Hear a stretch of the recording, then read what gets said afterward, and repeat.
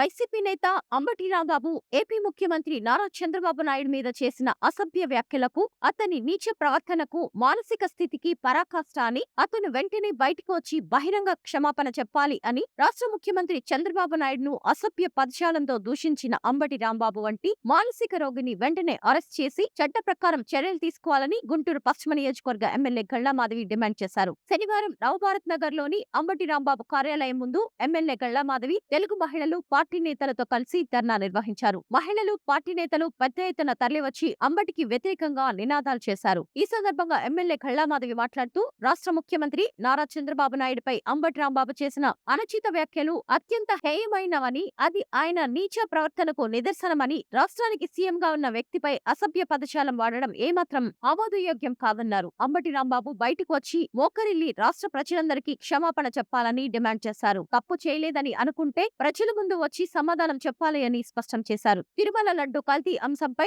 TDP శాంతియుతంగా ప్రజలకు అవగాహన కల్పించే ప్రయత్నం చేస్తుంటే దానిపై అంబటి రాంబాబు అవాస్తవాలు ప్రచారం చేస్తూ ప్రజలను తప్పుదోవ పట్టిస్తున్నారని ఎమ్మెల్యే గళ్లామాధవి విమర్శించారు. మేము అడుగుతున్నది ఒకటే, కల్తీ లడ్డు పంపిణీ చేశారా లేదా, ప్రజలకు సమాధానం చెప్పే ధైర్యం లేకే అంబటి రాంబాబు దాక్కుని ఉంటున్నారు అని ఎమ్మెల్యే గళ్లామాధవి ఎద్దేవా చేశారు. అసెంబ్లీలో ప్రజా సమస్యలపై మాట్లాడలేని వైసీపీ నేతలు బయట ప్రెస్ మీట్లు పెట్టి అవాకులు చవాకులు మాట్లాడుతున్నారని మండిపడ్డారు. తెలుగు మహిళలు ఈ వ్యవహారాన్ని తీవ్రంగా ఖండిస్తున్నారని, మహిళల పట్ల అవమానకరంగా ప్రవర్తించిన అంబటి రాంబాబుకు గుంటూరు మహిళలే తగిన బుద్ధి చెబుతారని హెచ్చరించారు. అంబటి రాంబాబు మహిళలను అవమానించే విధంగా ప్రవర్తించారని, ఆయన క్షమాపణ చెప్పే వరకు తమ పోరాటం ఆగదని స్పష్టం చేశారు. అంబటి రాంబాబు కార్యాలయం లోపల దాక్కొని సమాధానం ఇవ్వకుండా తప్పించుకోవాలని చూస్తున్నారని, ఆయన బయటకు వచ్చి బహిరంగంగా క్షమాపణ చెప్పే వరకు తెలుగు మహిళలు వెనక్కి తగ్గరు అని ఎమ్మెల్యే గళ్లామాధవి తేల్చిచెప్పారు. ఈ నిరసన కార్యక్రమంలో టీడీపీ నాయకులు, తెలుగు మహిళా విభాగం నేతలు, కార్యకర్తలు పెద్ద సంఖ్యలో పాల్గొన్నారు.